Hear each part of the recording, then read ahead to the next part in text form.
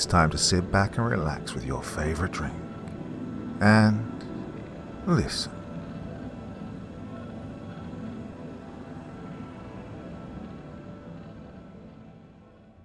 The British SAS found something in the fog. Part 1. 0500 hours, somewhere in the North Atlantic. The icy fog appeared out of nowhere, born in a matter of seconds, and enshrouded the warship in a blanket so thick that the startled crew could not see beyond the sides of the ship.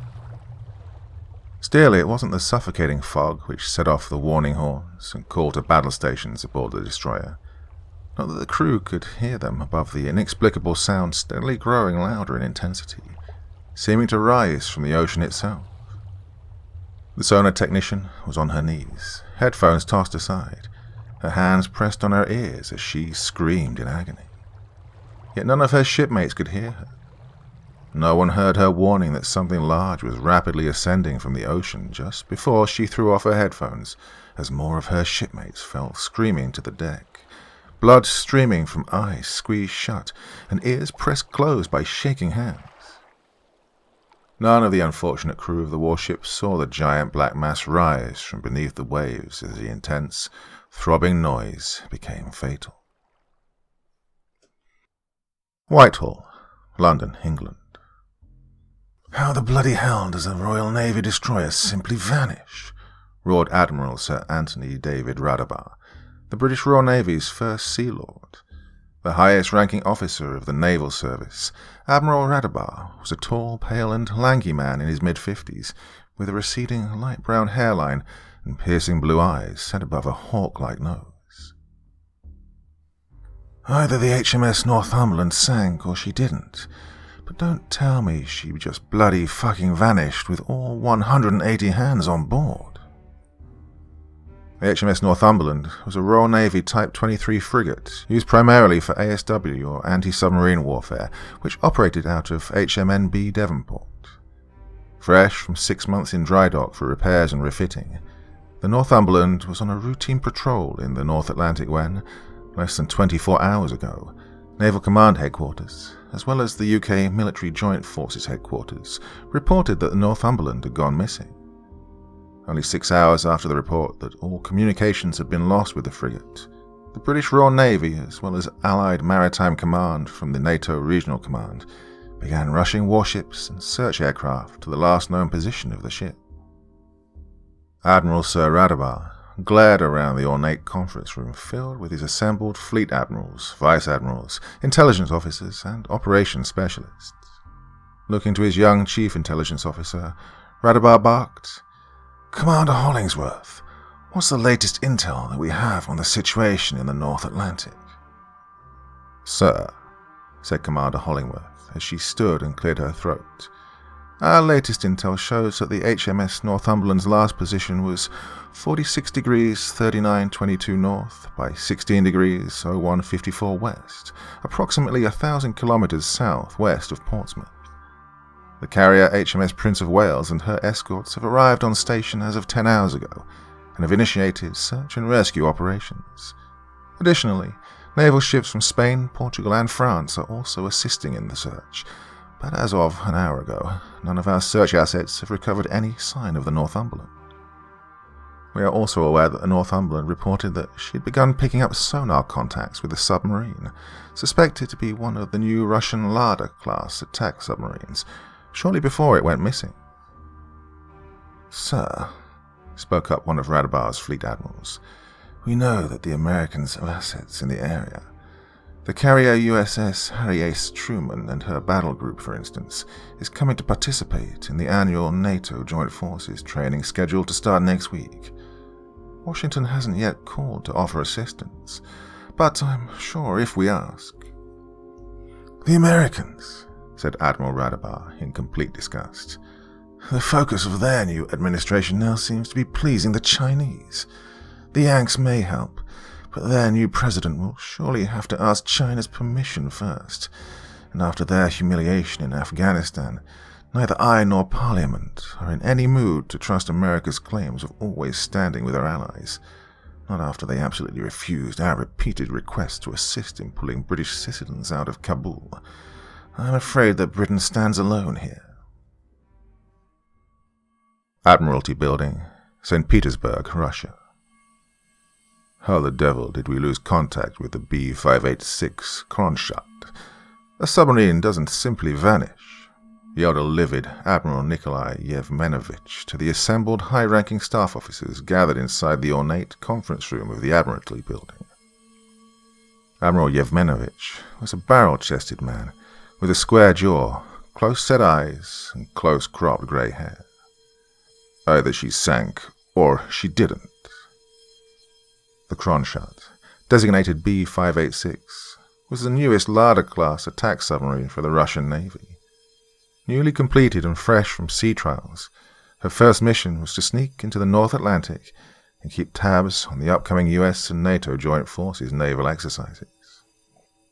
The Kronstadt was tracking a lone British destroyer when suddenly all communications were lost with her. "Mark my words, comrades," growled the general. "The Kronstadt was attacked, and she was attacked by Great Britain in international waters." "Sir," said the senile naval operations officer, "should we worry about an American response should we retaliate against Britain for this crime?" "The Americans?" Admiral Yevmenovich gave out a disgusted laugh. "Fuck the Americans. America is finished.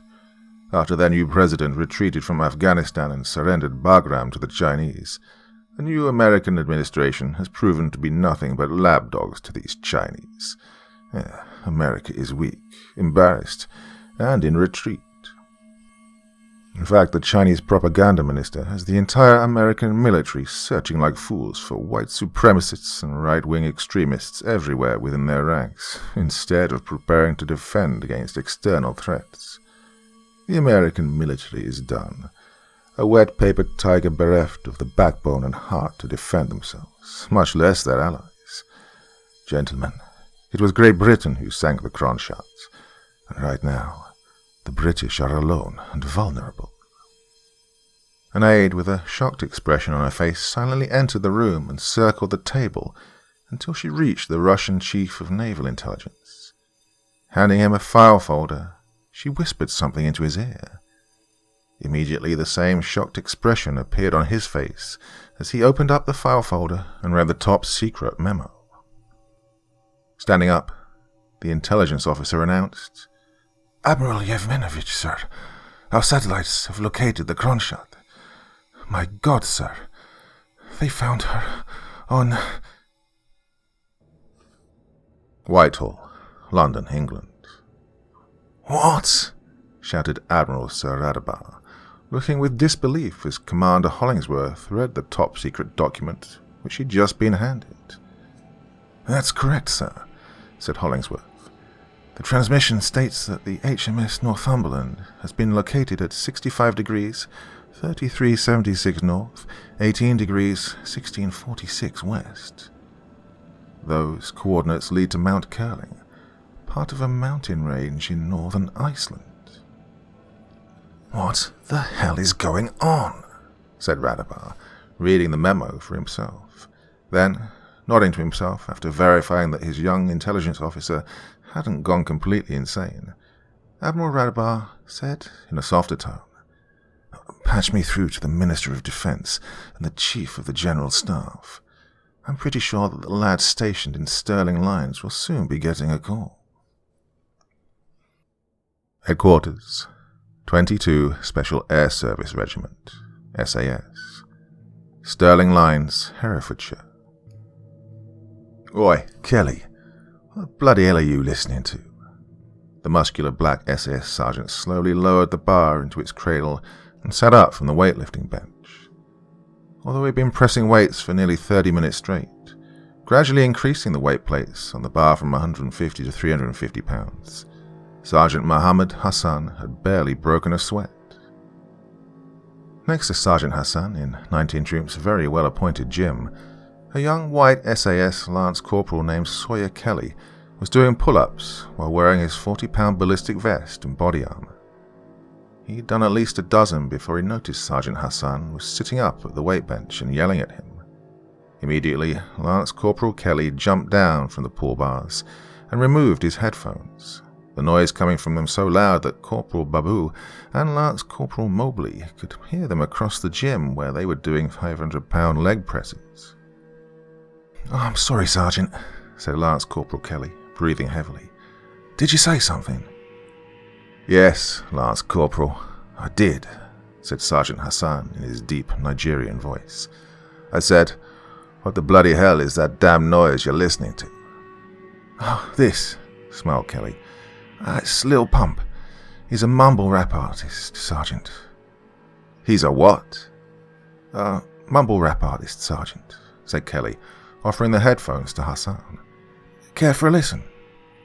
"No, I would not," said Hassan, pushing away the preferred headphones. "Mumble crap is more like. I don't know how people these days can pay good money to listen to such snot designed to insult your intelligence." "How can you say that, Sergeant?" said Kelly, feigning shock in his voice. "You'll never know if you like it if you don't give it a listen. Besides, isn't it you that has Lady Sovereign as part of your workout mixtape?" "Lady Sovereign has talent," snapped Sergeant Hassan. "She has the potential to be the white Eminem. It's not the big midget's fault that she had lousy representation." "If you want to hear some masterful rap," said Corporal Thomas Babu, who had secured the leg press bar on the side in order to eavesdrop on the conversation, "you should give Brother V a listen to. He's the absolute very best rapper in India." Corporal Babu, the unit's short yet stocky Indian machine gunner, smiled at Hassan and Kelly. "India? Really, man?" said Kelly. "India?" "Well, 1.4 billion people can't be wrong, man," shrugged Corporal Babu. "What do you think, Mobley?" Corporal Babu slapped his assistant gunner, Lance Corporal Jackson Mobley, on his shoulder. "Who do you think should carry the title of Best New Rap Artist?" Lance Corporal Mobley had taken Babu's place on the leg press machine, having added an additional 90 pounds of weight. "Rap music sucks, man," said the lean black soldier, grunting in between reps. "Give me Motown or smooth jazz, yeah." "What?" said Kelly. "Oh, I'm hurt, man, like, really hurt to hear that, Mobley. I don't think I can trust to put my life in your hands anymore." Whatever, Kelly," yelled his squad mates, Sergeant Hassan throwing his completely dry sweat towel at Kelly. The glass door of the gym suddenly burst open as Lieutenant Noah Fletcher stepped in. The tall, square-jawed, hawk-nosed SAS junior officer was dressed in a pressed combat uniform, his sand-colored beret bearing the proud insignia of a downward-pointing Excalibur sword, wreathed in flames on a crusader-shaped shield. "Right, gentlemen," bellowed the usually easygoing lieutenant. "Grab your kit and report to the armory to draw weapons. Captain Allen wants us at the team room in an hour, ready to go." "Right, you heard the man," yelled Sergeant Hassan, immediately jumping up from the weight bench. "Let's go." Captain Theo Allen had only left yesterday, having been told by command to take some leave time to spend with his family since he hadn't taken any time off for the past 2 years. This has to be something big for 22 SAS to have called him back on such short notice, thought Sergeant Hassan, as he rushed from the gym, followed by the rest of the soldiers in his squad. Iceland. Though the Nordic island nation of Iceland is itself large, it's the most sparsely populated of the European nations, and even though Iceland is a member of the military NATO alliance, it has no standing army, relying mainly on the few hundred members of their coast guard for national defense. As such, when the utterly impossible events on the rugged peaks of Mount Curling occurred, events which the government in Reykjavik initially believed was being reported by drunken Kremlin officials, until equally drunken British officials contacted them with the same story, it took quite a while for the Icelandic government to assemble the assets needed at Naval Air Station Keflavik to begin an investigation into these unbelievable reports. While this was going on, the Americans were also calling constantly, as if to harass the Icelandic government. The newly installed Biden administration even going so far as to demand that the US military have sole access to the supposed location of the unbelievable occurrence. However, an alliance with the United States had almost overnight turned into a liability for any nation that believed America's promises of friendship, especially with the new US president's subservient behavior towards China, and Iceland was no exception. Soon the Icelandic Prime Minister stopped taking calls from Washington, D.C. Prime Minister Jakobsdottir had a British destroyer and a Russian attack submarine on the top of one of Iceland's tallest mountains, and she didn't have time to waste on the American president's foolishness as the threat of a British-Russian military confrontation on Icelandic soil loomed ever nearer. Somewhere over the northeastern coast of Iceland, 30 miles off the shore of the north coast of Iceland, the rear hatch to a civilian airliner opened, and 16 specially trained commandos leapt into the blood-freezing pre-dawn air at 35,000 feet. Utilizing their next-generation special-purpose parachute system, the Special Operations Commandos free fell for 15 seconds before deploying their parachutes at 27,000 feet. At this height, the jumpers faced temperatures of minus 50 degrees Fahrenheit, but the commandos wore polypropylene knit undergarments, as well as other Generation 3 cold weather gear under a windproof shell. In the pre-dawn light, high above the skies of the North Atlantic, the commandos expertly rendezvoused and stacked at 25,000 feet, their master pathfinder, the lowest soldier in the stack, using a sophisticated GPS device to guide the rest of the team as they slowly descended towards the coast of Iceland. Meanwhile, having successfully deployed its deadly cargo, the civilian airliner turned due north and away from the Icelandic airspace. As soundlessly as could be expected, all 16 commandos landed within seconds of each other on an uninhabited, windswept and frozen valley. Quickly gathering up their chutes and harnesses, the commandos quickly and quietly buried all evidence of their arrival deep under the frozen tundra. As his men established a hasty security perimeter, the lean, muscular, and stern-faced Master Pathfinder took a minute to verify their bearings. Confirming their grid location, he smiled in satisfaction that he had successfully guided them to the drop zone less than a mile from their estimated drop point once again. Though the training for this type of mission had cost them many good men, the unit had earned their reputation as the best, hey-ho, high-altitude, high-opening, airborne regiment in the world. Gathering his squad leaders to him, the commando's commanding officer pointed with a knife hand to the southwest where the snow-covered foothills of Mount Curling began. Their objective was 4.5 miles away, somewhere on the mountain's rocky crags. Within minutes, the sleds had been assembled and the explosives and heavy weapons securely strapped down. Grabbing up his M4 rifle, the Pathfinder, a captain, motioned his men to begin moving out towards their objective, smirking at how his soldiers proudly wore the combat patch of the US Army's elite 75th Ranger Regiment on both shoulders of their winter camouflage combat uniforms. The foothills, south of Mount Curling. 4 vehicles from Iceland's Crisis Response Unit, the ICRU, the closest thing that Iceland had to a standing army, slowly climbed the treacherous, snow-covered road up Mount Curling towards the site where the impossible had supposedly occurred. Kristin Egilsdottir sat in the back seat of the last white-painted Arctic truck, staring out the window at the barren yet majestic landscape, lost in thought. The heater blew a lock of her golden hair across her face, and she nervously wiped it away from her crystal blue eyes, breathing heavily as she tried to compress the heavy responsibility which the government had suddenly thrust upon her.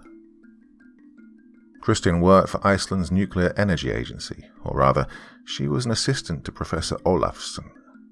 However, her boss was also teaching at Reykjavik University and had been delayed in getting to Naval Air Station Keflavik, where this curious operation was being assembled. With time being of the essence, Kristin and a junior assistant, Gunnar Einarsson, who was a specialist in radiation detection and survey devices, were placed in a helicopter which sped to Akureyri, a town in northern Iceland.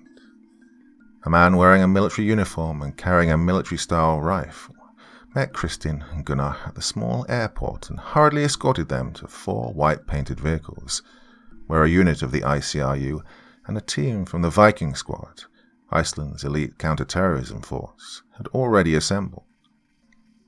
The sight of the dozen uniformed and heavily armed men came as a shock to Kristin, as she had grown up in Iceland.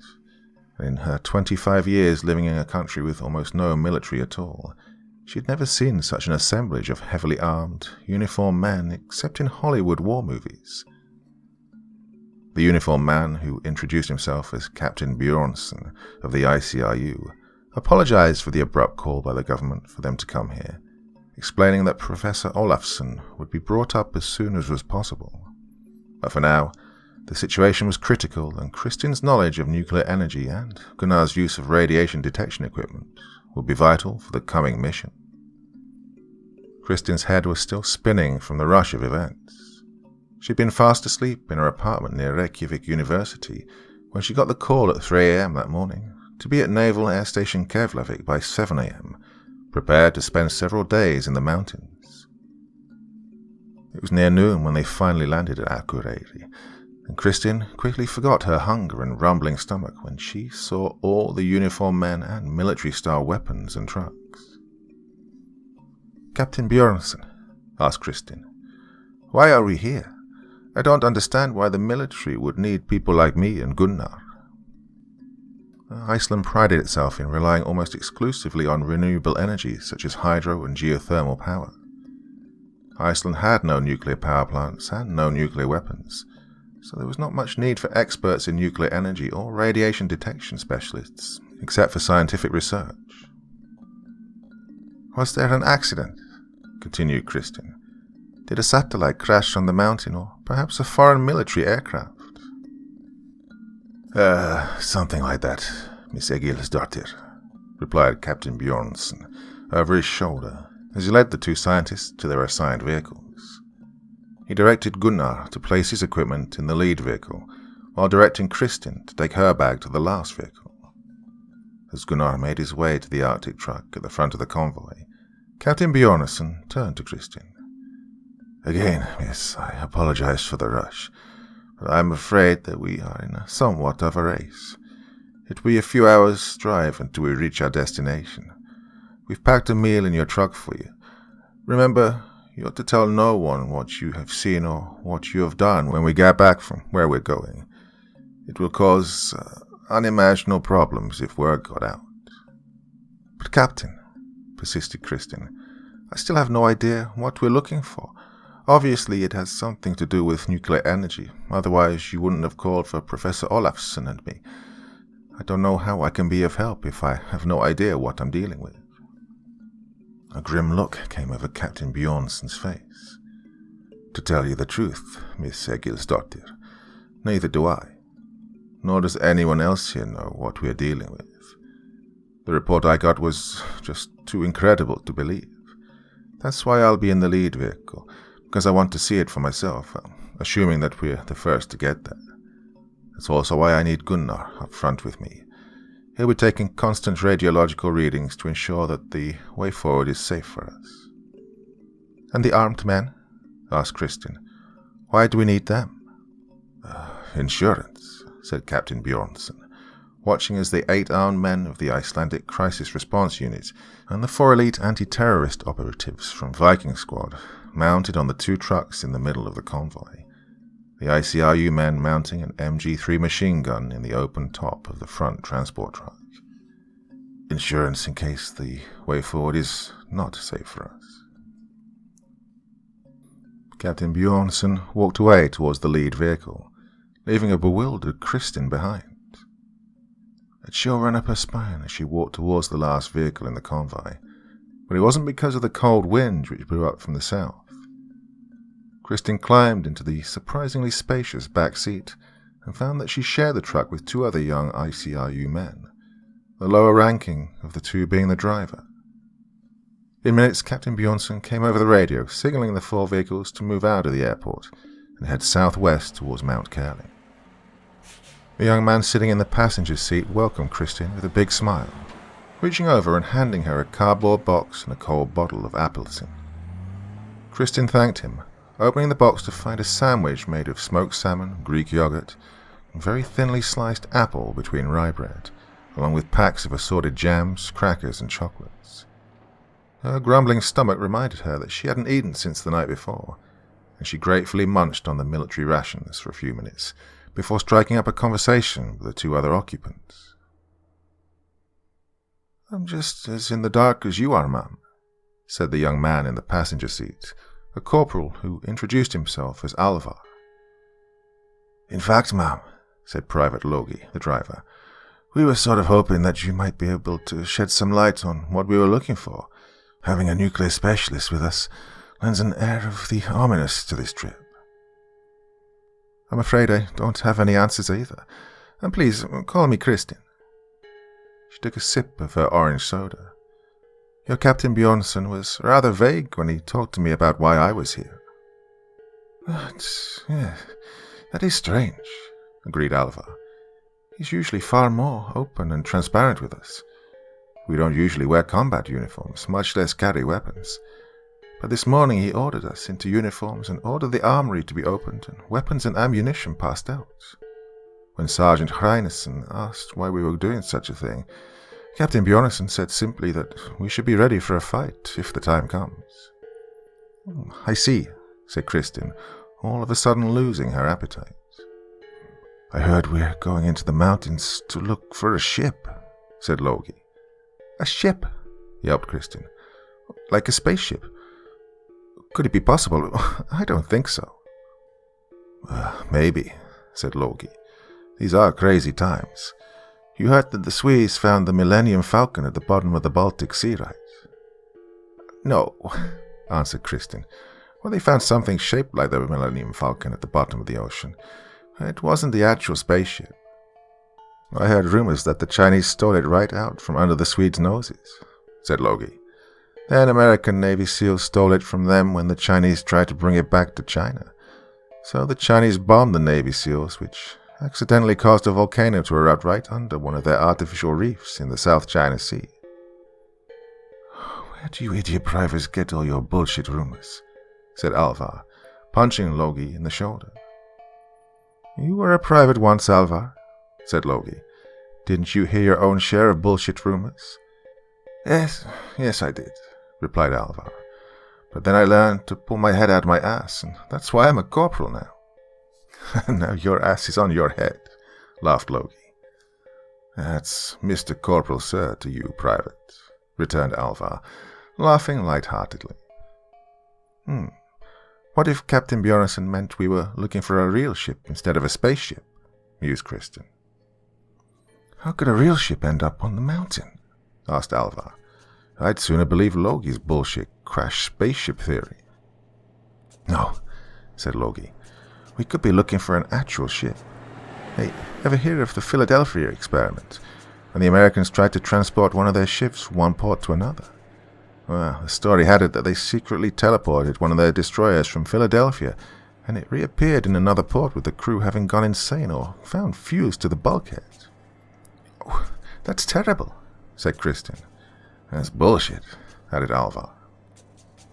The buildings, houses, and shops of Akureyri swiftly passed in the rearview mirrors as the main road turned south, and soon the convoy was on the flat open road surrounded by lonely ranches, farms, and flat snow-swept plains with white-capped mountains in the distance. The three continued their banter for a while, but soon the vehicle was quiet again, each occupant lost in their own thoughts of what mysterious object they would encounter up on the mountain in a few hours. Miles and miles of snow-covered land passed lazily by, occasionally broken by the quiet, peaceful scene of near-frozen streams flowing across the white meadowlands of the quaint, tranquil villages nestled in the rolling foothills. The noise of the heater mixing with the intermittent squelch of the radio was the only sound as the hours ticked by, as the steady heat and rumble of the truck finally conspired to put Kristin to sleep. Eventually, Captain Bjornsson's voice came over the radio again, announcing that they'd come to the first checkpoint leading to the mountain. The National Police had closed off all roads surrounding Mount Curling for 10 miles to civilian traffic. By the time the convoy passed the checkpoint, they were already well into the low foothills. We should be there within the next half hour. Christian's eyes shot open at Alvar's announcement. Looking out the truck's windows, she could see that the road had narrowed considerably, and their speed had slowed due to the increased level of snow on the road, which had yet to be cleared. The road was also climbing steadily, and the icy mountainside had closed in. We'll soon see what all the fuss is about here. Christian sat up, suddenly filled with energy after a short nap.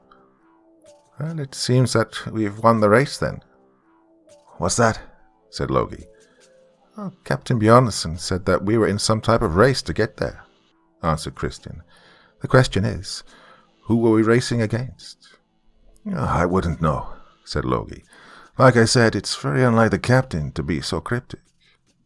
Well, said Alvar, the fact that we're in military uniform with rifles locked and loaded, and that we have the Viking squad attached to the unit tells me everything I need to know. The closer we get to our objective, the greater the danger we're facing. We need to be ready for anything. Attention, convoy, came Bjornsson's voice booming over the radio. Once we make the next turn in the road, our objective will be another 2 or 3 miles distant. It's inaccessible by road, so we'll have to stop about 1 mile from the location and walk the rest of the way. Radiation levels remain normal, but we'll continue to take readings along the way. Stay alert and keep your weapons on safe and at the high ready. In another mile or two, we'll be meeting with a friendly... A high-pitched howl ripped through the air as a missile came straight down and obliterated Captain Bjornsson's Arctic truck, practically vaporizing it with a warhead meant to kill heavily armored tanks. Gunnar! Screamed Kristin in horror, realizing that her associate in the lead vehicle had instantly been reduced to ash, along with Captain Bjornsson. Within a half-second, 2 rockets impacted into the next 2 heavier transport vehicles. Kristin barely had time to register that the rockets had been fired from a short distance away from the elevated ridges to their right before the front of her own Arctic truck crumpled from an explosion which tossed it into the air. Alvar's warning was cut off abruptly as Kristin's door was blown open and she found herself sailing through the air. The feeling of weightlessness, combined with searing heat and pain, racked Kristin's body as she was thrown like a rag doll. Her ears throbbed with a muffled ringing as time stood still. Out of the corner of her eyes, she could briefly see what remained of the vehicle she was just in, twisting in the air. Logie and Alvar's bodies slumped over in the burning front compartment. She landed with a hard thud in the snow, and the punch to her gut knocked the wind out of her. Something heavy crashed into the ground in front of her, crushing her head by only a few feet. Fighting unconsciousness, a shuddering Kristin dragged her agonizing body forwards.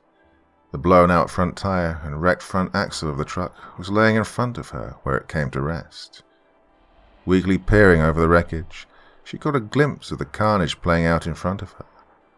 All 4 of the trucks had been hit and were ablaze, bodies of the Icelandic defenders littering the snow. Only a few of the Icelanders seemed to be moving, visibly wounded and shaken up, while only 2 or 3 seemed to be returning fire at whatever had just ambushed them. The Icelanders' last stand was as brief as it was desperate, as automatic weapons fire mowed down the few remaining survivors. 50 meters to her right, Kristin could see several soldiers descending from their hidden firing positions on the ridge. As her sight faded, she could barely make out the bright red, white and blue flags which adorned their shoulders. "No," whispered Kristin as the darkness finally overtook her, mercifully ending the pain she felt in her neck, back and legs. "Oh God, no. I thought they were our friends." A United States Army Ranger stood 20 meters away, staring at the wreckage of the last vehicle in the convoy. The AT-4 rocket he'd fired had propelled the enemy vehicle into the air, causing it to rip itself apart as it somersaulted into the ground. The Ranger was impressed with the weapon, but thought that the rockets made in his own country were far better and easier to operate. "What are you staring at, Ranger?" came the voice of his commanding officer from behind him. "Thought I saw movement over there in the wreckage, sir," replied the Ranger. "Well, forget it," said his commanding officer as he lit up a cigar. "There's nobody left alive here. Now, quickly. We're behind schedule and we need to move out now."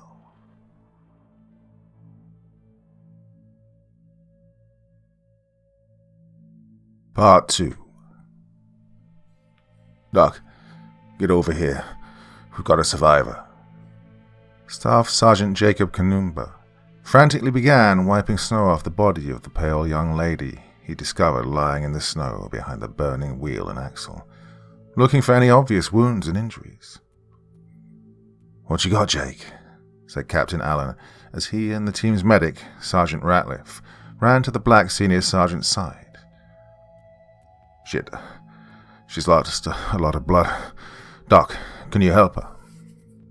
Sergeant Ratliff knelt down beside Kristen, quickly shrugging off the heavy medic pack from his back. "She's barely alive," he said as he took her vitals. "Luckily the snow and cold has helped to staunch her bleeding, or else she'd be like her compatriots by now. Her leg's broken. If she was conscious now, she'd be in great pain. Help me, please. We have to turn her over. Watch your head, sir. We need to turn her body as one unit." Ratliff laid out a blanket on the snow next to Kristen, then supervised the team commander and senior sergeant in slowly and carefully turning the young lady over. As the 3 SAS soldiers frantically worked to save the girl's life, the rest of the team fanned out to discover who'd ambushed the Icelanders. The vehicles were still burning and the tracks of the attackers were still fresh, revealing to the SAS soldiers that the ambush occurred a little over an hour earlier. Whoever had attacked the convoy had come down into the ambush site from their hidden firing positions to put a bullet into the heads of each of the fallen defenders. By the number of tracks in the snow, there looked to have been at least a dozen attackers, maybe more. Lieutenant Fletcher led Sergeant Hassan and Lance Corporal Kelly up the gently sloping ridge, following the tracks back to their source. Corporal Babu cautiously walked among the burning wreckage of the convoy, slowly sweeping his L7 machine gun back and forth. His assistant, Gunner Lance Corporal Jackson Mobley, a few paces behind him. Bodies of the Icelandic defenders were scattered across the ground. By the looks of things, the Icelanders stood little chance against the firepower used against them, which, in truth, looked to be a case of extreme overkill. Still, it appeared that at least 2 members of their Viking squad and a member of their ICRU put up a brief defense before being cut down by small arms fire. A weak scream suddenly pierced the air, and they stopped and looked back at where the medic was located. It's okay, Mom," said Sergeant Kanumba, as the girl suddenly came to, eyes wide with pain and fear. "We're here to help. You're safe now." The girl's breathing intensified, as her eyes darted back and forth between the deadly intimidating soldiers crouched down around her. Slowly the feeling began to return, as she let out an agonized howl of pain. "She's going into shock, Ratliff," said Captain Allen. Ratliff had just finished applying pressure bandages to her most serious wounds and was beginning to start an IV when the girl had regained consciousness. Sticking a needle into her arm, he said, "You'll be fine, Mom. We'll get you out of here. This is morphine. It'll alleviate the pain. Can you hear me? Do you know where you are?" Kristen's breathing slowed as the drug slowly relaxed her. Looking around in confusion, she still felt a tinge of panic. The soldiers weren't speaking Icelandic, they were speaking English. She began to panic again, realizing that she'd been taken by their attackers. Anger and hatred mixed with fear as she began to weakly struggle against the enemy soldiers. They were supposed to be allies.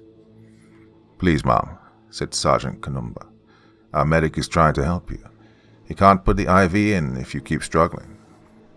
Kristen's pale blue eyes shot to the black soldier speaking English with a heavy African accent. Before she passed out, Kristen could vaguely remember that the soldiers who attacked the convoy were all Caucasians, tall, lean Caucasians. These weren't the Americans. They were British? Kristen's mind began to fog over as the morphine took effect. "Americans," whispered Kristen. "What's that?" Captain Allen stared down at Christian, having wrapped the young woman in 2 layers of thermal blankets. "I can't hear what you're trying to say. Who did this?" "It was the Americans," whispered Christian before the wave of peaceful numbness and euphoria swept over her as the world went black again. "Hey, sir." Captain Allen's earpiece barked to life. "What have you got, Lieutenant?" said Captain Allen as he stood up and walked a few paces away from his medic. "Find anything?" Captain Allen was a tall, broad-shouldered officer with wavy light brown hair who, admittedly, was somewhat old for a captain. This was due to an unfortunate incident at Camp Bastion in Afghanistan when, as a Spec Ops lieutenant, Allen's fist had a disagreement with a pompous supply captain's jaw when the lazy captain didn't quite display the motivation necessary to issue the vital night vision equipment Allen's team needed for an upcoming night raid against Taliban insurgents. The supply chain's father turned out to be a brigade commander, and it was only Lieutenant Allen standing as an SAS officer that saved him from court-martial, though the incident had blocked his promotion to captain by 3 years.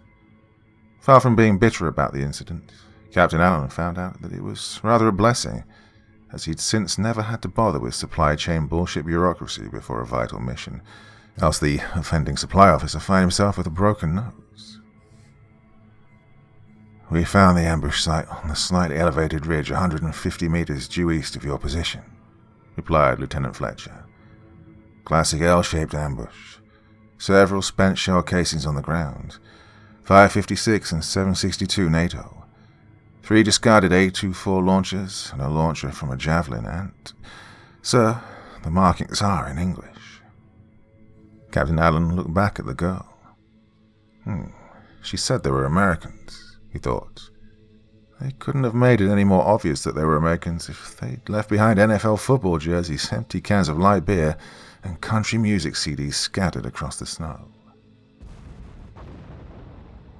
At that moment the ground rocked as an ear-splitting explosion shook the air as billowing clouds of black smoke rose into the air behind the ridgeline 1.5 miles to their northwest.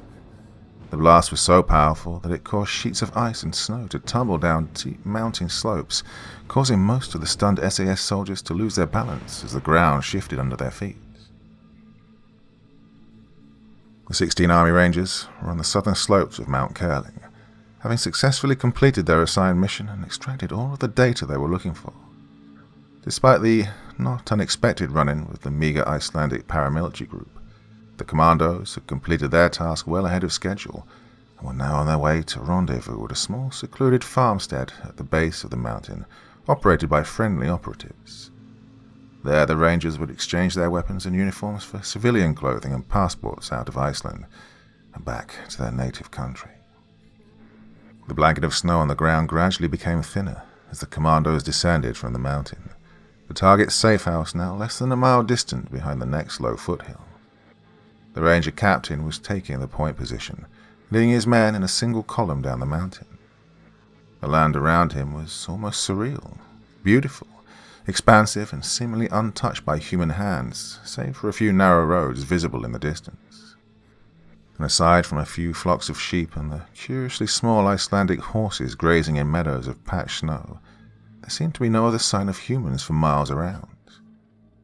The scenic vestige reminded the Ranger commander of the steppes which he'd grown up on in the city of Bugachani, next to the river Angara, though the government was not as kind to the treatment of the land as the people of Iceland were. Still, he had to remind himself that he and his men were not back home. They were inside of a NATO country, though it was the least populated and, militarily, easily the weakest of all the enemy nations. He stopped and raised a fist, slowly lowering himself to the ground. The rest of the Rangers behind him did the same thing, alternately pointing their weapons outwards to provide a 360-degree field of fire. The Ranger commander had served in conflicts ranging from the Ukraine to the North Caucasus to, most recently, Syria, and he did not survive by ignoring his battle instincts. Something was wrong. He could feel it. He scanned around, taking in his surroundings. His men were in single column on a spur of tall grass which led down into a gently sloping shallow valley. On the opposite side was another gently sloping hill, on the other side of which was their safehouse. "Sir," came the voice of his senior sergeant over his earpiece, "do you see something?" The ranger captain craned his neck around as he put a pair of range-finding binoculars to his eyes. "Scan your sectors," he replied as he looked left to right. Somewhat disappointed, he found nothing out of the ordinary, not even a helicopter in the sky coming to investigate the carnage they'd just wrought 3 miles behind them. Nothing. "No signs of movement," came the reports from his squad leaders. "Okay," the ranger captain replied as he slowly stood up from the tall grass that rose to just below his hips. Cautiously, they moved out across the plain under clear, late afternoon skies, which were gradually turning into a deeper shade of turquoise. The rangers crossed over the shallow valley without incident and up the other small hillside. Just short of the crest of the hill, the ranger captain halted his men again as he went forward to the top of the hill.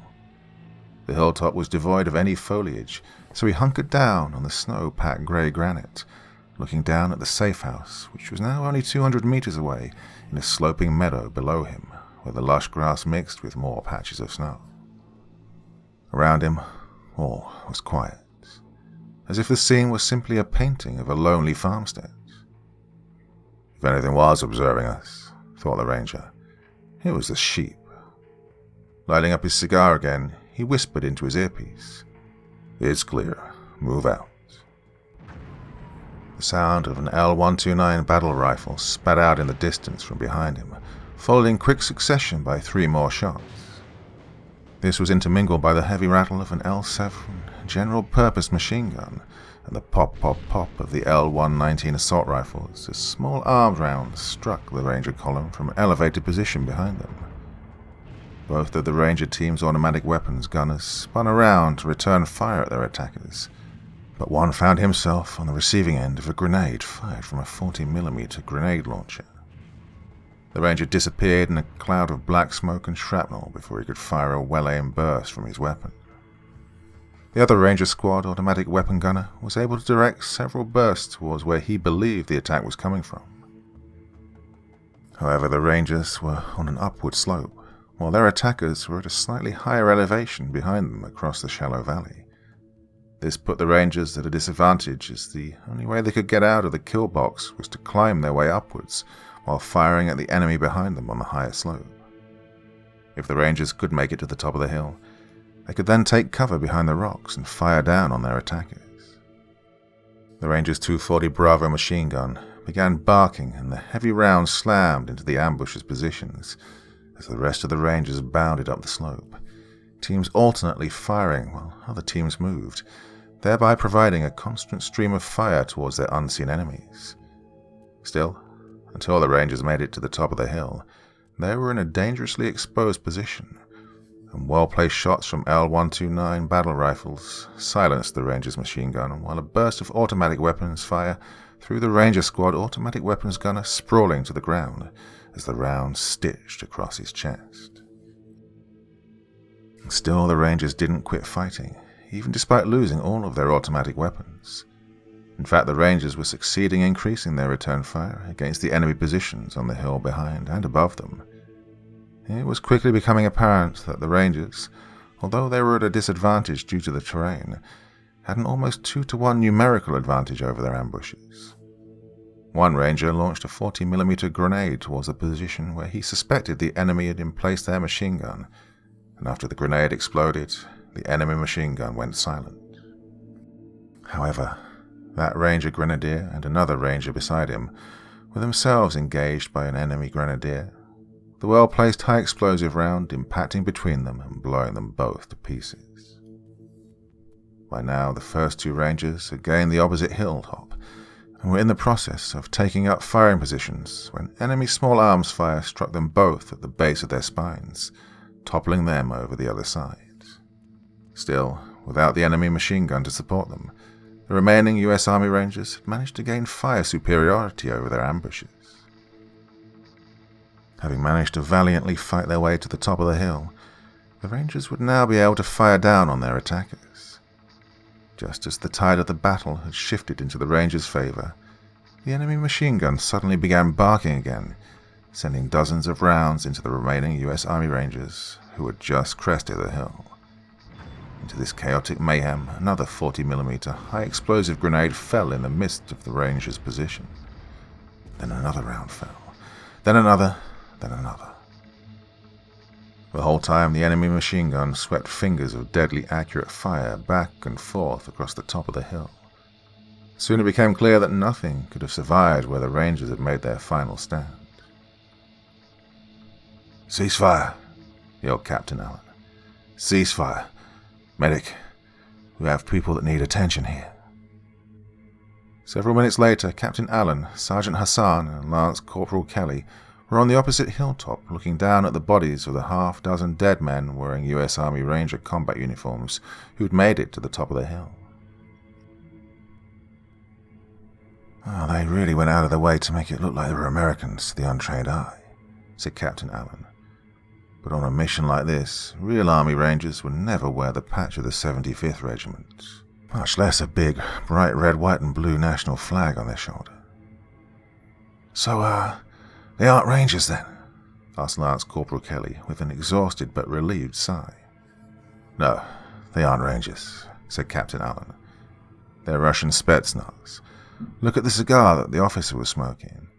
It's Cohiba, imported into Russia from Cuba and highly favored by their military officers." "Okay then, how the hell did the Spets get so much American kit and weapons?" asked Lance Corporal Kelly in disgust. "Shit," said Sergeant Hassan. "What didn't the Yanks give to the enemy Biden-surrendered Bagram Air Base to? Hell, I'm surprised that the Russians didn't just drop in with a bloody battalion of ex-US Army MRAPs and MATVs." The air whipped around the British soldiers as Captain Allen looked down at the tranquil and innocent rustic farmstead at the base of the hill, thankful that it had been spared from the violent and tragic events which had just transpired. 2 Puma helicopters of the Icelandic Coast Guard were descending out of the darkening sky from the west. They were coming to bring out the wounded and the dead. Naval Air Station, Keflavik. The mood was somber on the naval base, and even though the 8 men of the 19-troop D Squadron, 22 SAS, had defeated a Russian Spetsnaz force that was twice their number, the British commandos felt absolutely no sense of victory. It was just 2 days after the battle before the bodies of Lieutenant Noah Fletcher, Staff Sergeant Jacob Kanumba, and Corporal Thomas Babu were finally transferred into British custody to be flown home to England. Captain Allen and the remainder of his team had no time to mourn the loss of their comrades. The press of events had increased dramatically in less than a day, and the news for the nation of Great Britain was growing even more dire. Since the battle between the SAS and the Russian Spetsnaz, Iceland's Prime Minister Katrin Jakobsdottir had ordered an international exclusion zone around Mount Curling. With the exception of authorized personnel, absolutely no one was allowed within 10 miles of this secured area. By now, Royal Navy Intelligence Officer Commander Hollingsworth and a handful of other staff officers had arrived from Fleet Command in Whitehall. In addition, government officials from Iceland, including the President and Prime Minister, and the Joint Military Defence Liaison from Norway, had assembled in Keflavik for the above top-secret briefing which Captain Allen was giving regarding the mission which he and his men had just concluded. Noticeably absent from the briefing were the representatives of the United States, including the US Ambassador to Iceland, as Prime Minister Jakobsdottir wisely chose caution over carelessness. She could not take the chance that whatever might be revealed in the briefing would go from Biden's lips to China and Russia's ears. In a highly secured conference room surrounded by Icelandic, Norwegian and British security specialists, Captain Allen began his report to the assembled officials. With satellite photos revealing that both the British HMS Northumberland and the Russian B-586 Kronstadt had come to grief less than 3 miles apart on the slopes of Mount Curling, it was decided by both the British and Icelandic governments to first secure the Russian submarine for fear of any nuclear materials it might have been carrying. Captain Allen, still wearing the uniform that he wore when his team encountered the Russians 4 days earlier, reported that on the day of the battle he and his men were waiting to rendezvous with their Icelandic counterparts, not knowing that they'd been previously ambushed by Russian commandos disguised as American Army Rangers. Apparently, the Russians had no intelligence information that British SAS were also operating in the area.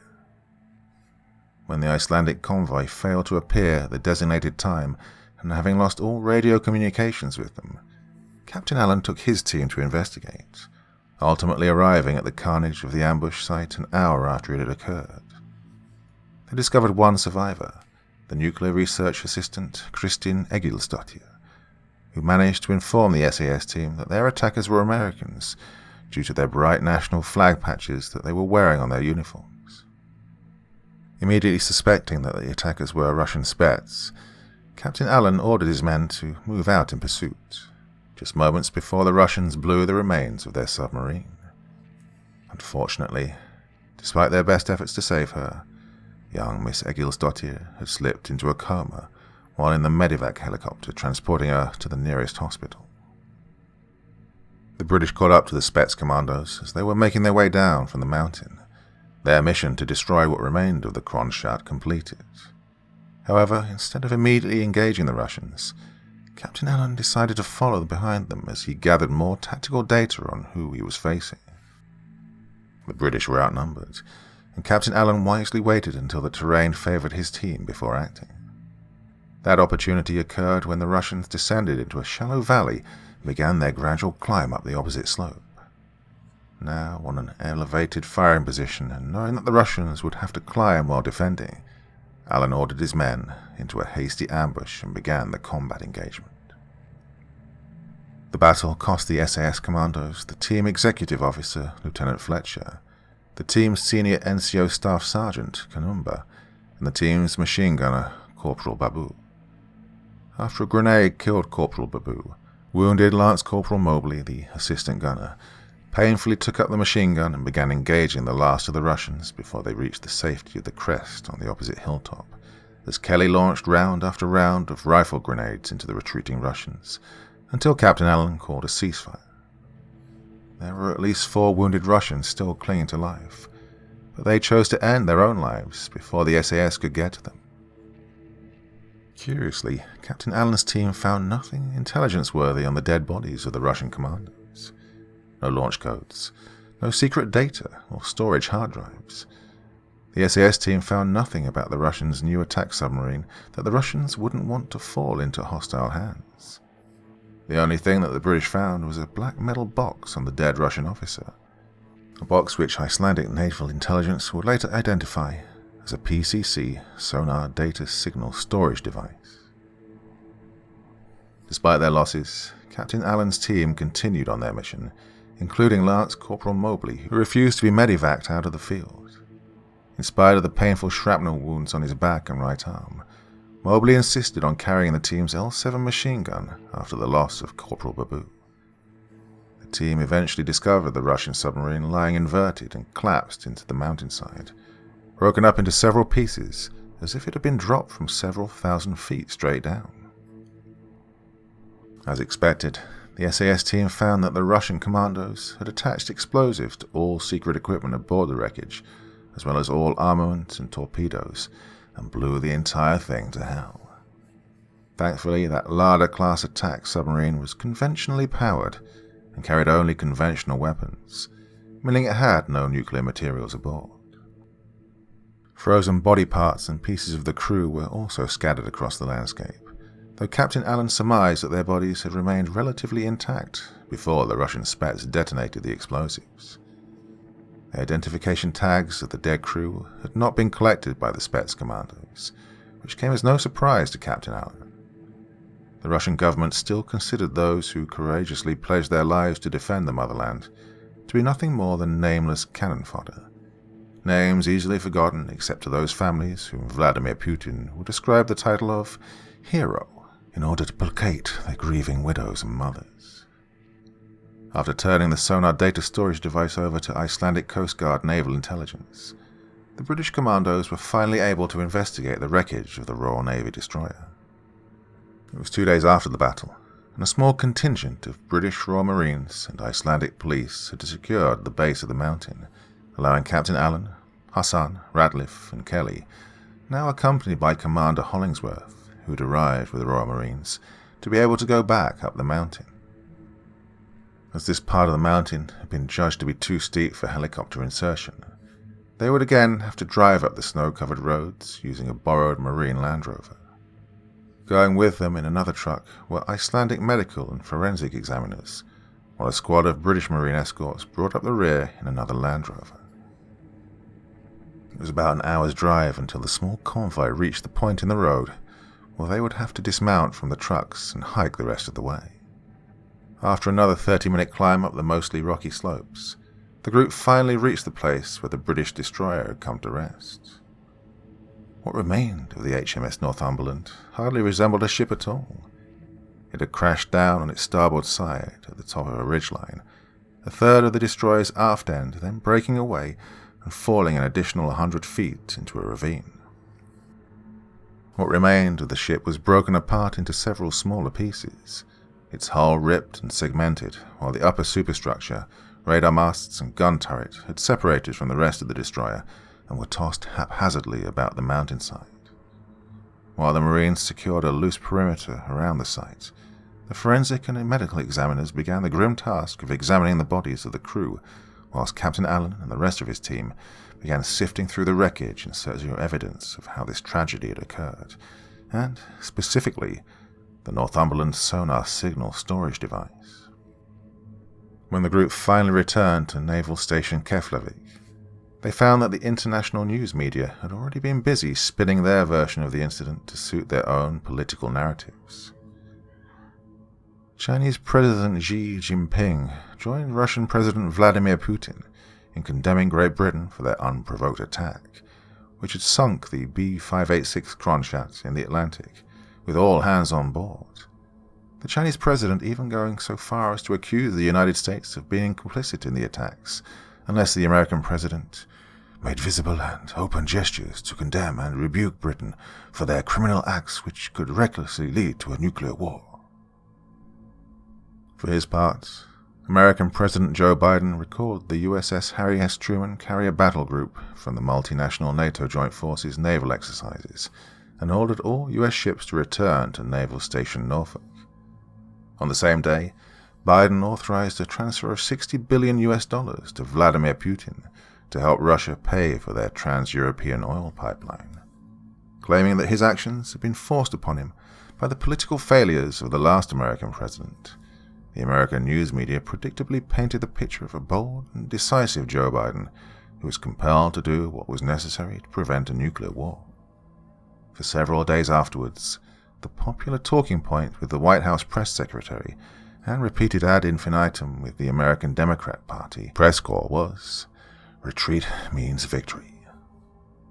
Captain Allen's briefing was halted briefly when an aide to the Icelandic president entered and whispered into his ear, to which the annoyed President Johannesson replied in English, "Please tell President Biden that the adults are having a meeting right now, and to please go have an ice cream until I return his call."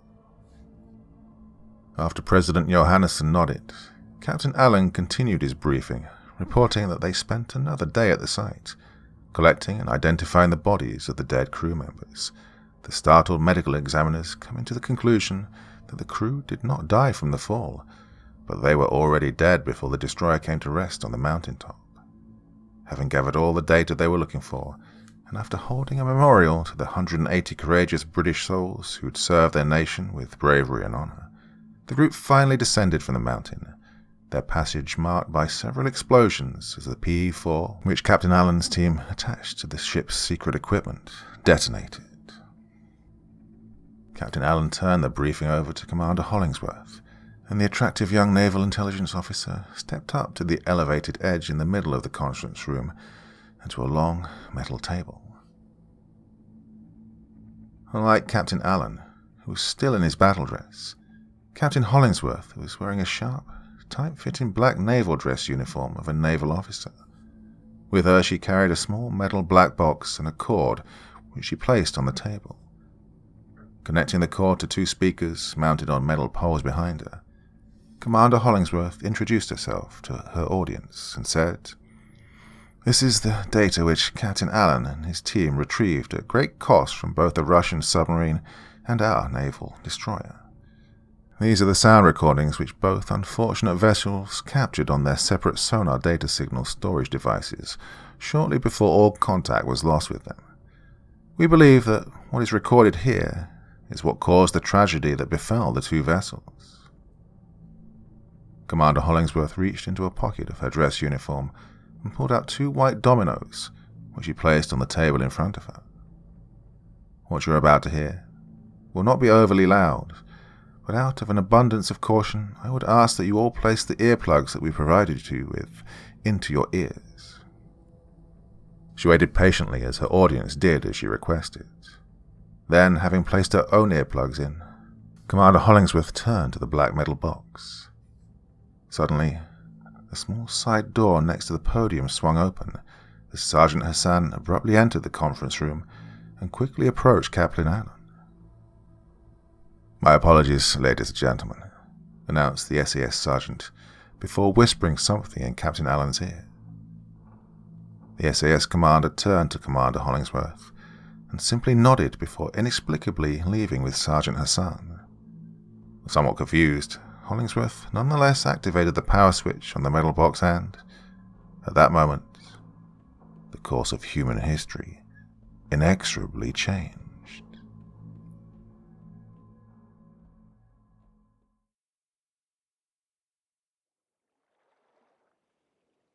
Part 3. Viana do Castelo, Portugal. In a matter of mere seconds, a dense black fog seemed to rise from the ocean, moving inland and instantly blanketing the picturesque seaside city of Viana do Castelo. One moment, a warm sun shone down from a cloudless blue sky, as a gentle breeze from the sea caressed the inhabitants and tourists of the popular coastal industrial city, and in the next, the city was thrown into a panic, as if it had been ripped from the planet and tossed into the black void of space. None of the inhabitants heard the wails of the city's public address warning horns, nor indeed any of the sounds usually associated with a city of 88,000 souls, as an inexplicable and haunting noise drowned out the cacophony of instant panic. However, as the noise decibel levels reached the point where citizens fell to their knees in the near pitch-black fog, eyes squeezed shut and hands desperately pressed against ears, the earth suddenly buckled and rumbled like that of the force of an atomic bomb, the concussive force blowing out windows and collapsing buildings. And then, just minutes after it had started, the nightmare that befell Viana de Castelo ended. After the sudden and violent quake which shuddered the ground for over 100 miles, as if a mighty god had angrily sundered the earth with a bolt of lightning, the fog lifted, and the deafening noise ceased, leaving behind a stunned population swimming in a sea of sirens, alarms, screams of shock and confusion, and as the people's attention was drawn to the west, prayers for mercy. To the west, just outside the city proper, where the source of the massive quake was felt, great plumes of dust and smoke rose hundreds of feet in the air. Naval Air Station, Keflavik. The sound emanating from the speakers was steady and pulsing, like a stringed orchestra seemingly playing one long random note after another, as if conducted by a mad composer, interspersed by deep howls that dipped in pitch to a low growl, like the plaintive cry of a wolf, before once again returning to the sound of the mad synchronized strings. It was an eerie song, one that you might expect to hear in the vast emptiness of space, but also unsettlingly calming. As Commander Hollingsworth promised, the sound wasn't particularly loud, and a few in the back of the conference room removed their earplugs to get a clearer listen to the cosmic-sounding song.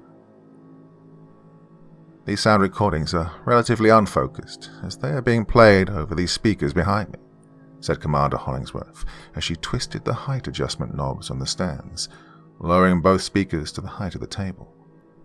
She then pointed the speakers on the 2 dominoes lying on the table, the sound making the table vibrate and causing the dominoes to move in small circles on the surface.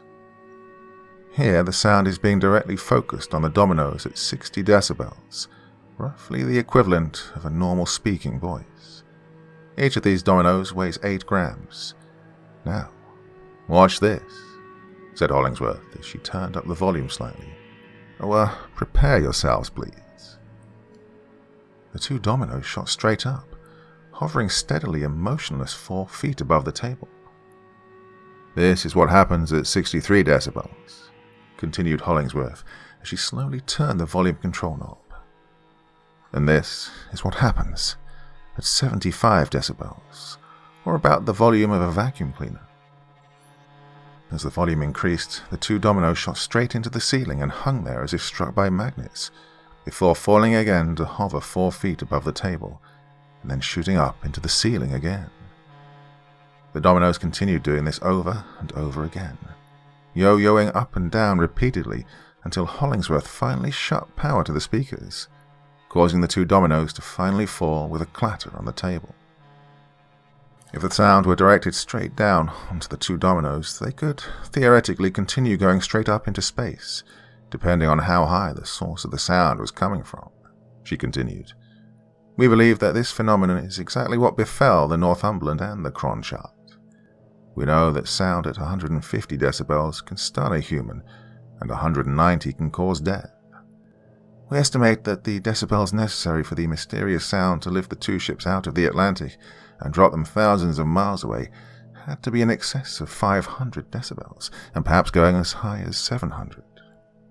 Moreover, for the 2 ships to have come down on Mount Kerling, the sound had to be directed straight down from an incredible height. The stunned audience of military and government officials barely had time to comprehend what they'd just seen and heard when the main doors to the conference room opened and Captain Allen and his men entered. My apologies, ladies and gentlemen. Commander Hollingsworth. Captain Allen marched quickly to the podium, again flicking on large television monitors which were mounted on the walls surrounding the conference room, with a small universal remote control as he went. I'm sorry for interrupting this briefing, but I'm afraid there's just been another incident. The 8 monitors came alive with images of different news stations from across the globe, each reporting on the same horrific and unbelievable story on a scale unseen since the terrorist attacks of 9/11. The news films identified the location as Viana de Castelo, a city on the northern coast of Portugal just south of the border with Spain. Shaky cameras focused on the thing that clearly should not have been there, screams of panic and sirens in the background mixing with the sounds of military helicopters and fighter jets.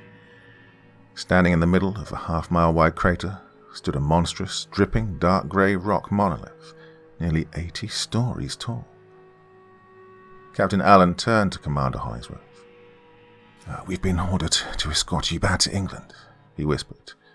The rest of the staff officers will remain here in Keflavik to assist in intelligence gathering, and our marine contingent will stay at Mount Kerling to help secure the mountain perimeter. But Whitehall needs you back as quickly as possible, with the sound recordings. What happened, besides this? Whispered Hollingsworth, her eyes glancing alternately between Captain Allen's grim face and the monitor behind him showing the rocky monolith towering over the hills overlooking the Portuguese city. Why the hurry? MI6 just intercepted a top-secret communique between Beijing and Washington, whispered Captain Allen. Since we aren't giving up what we found, China's demanding that Biden get it for them. Captain Allen gave an expression as if he'd just taken a deep breath from a dead and decaying skunk. President Biden has just activated the Delta Force. That recording needs to be out of Iceland and in Whitehall's hands before the Deltas get here. Commander Hollingsworth and the SAS commandos prepared for extraction out of Iceland, each weighing the new and ominous situation which had suddenly been dumped into their lap. Great Britain had acquired evidence that there was a mysterious sound-generated source, most likely extraterrestrial, which was powerful enough to lift ships weighing tens of thousands of tons out of the water and dropping them hundreds of miles away. Russia and China wanted to take that technology from Great Britain, and their extensive propaganda media was working overtime to paint the British as public enemy number one on the world stage, the British government behaving like a rogue state, wanting to engulf the world in a nuclear confrontation for some nefarious purpose that only the wealthy capitalists in the city or America's Wall Street knew about. It was also clear that the President of the United States didn't want to piss off either China or Russia, and was apparently willing to help them get what they wanted from Britain. Lastly, and more importantly, Great Britain would be well and truly alone when China, Russia, and eventually the United States came to get what the SAS had recovered. Over the North Atlantic. At 0400 hours in the morning, a British Aerospace 146 transport lifted off from Naval Air Station Keflavik with Captain Allen's SAS team and Commander Hollingsworth aboard. An RAF Eurofighter Typhoon flying escort back to Britain. Commander Hollingsworth sat alone in a seat next to the left wing of the plane, reading the streaming news reports of the incredible event which had occurred in Portugal. Though she'd been up for nearly 30 hours, she was far from sleepy. It was only a 3-hour flight to London, and the Ministry of Defence would surely be expecting a report from her as soon as they landed. Not much time to prepare. A huge chunk of rock which had fallen out of the sky and landed on the outskirts of Viana do Castelo had killed 127 unfortunate people. It was 80 stories tall, rectangular, with 4 distinct sides, each measuring a quarter-mile long. It was estimated to weigh at least 300,000 tons.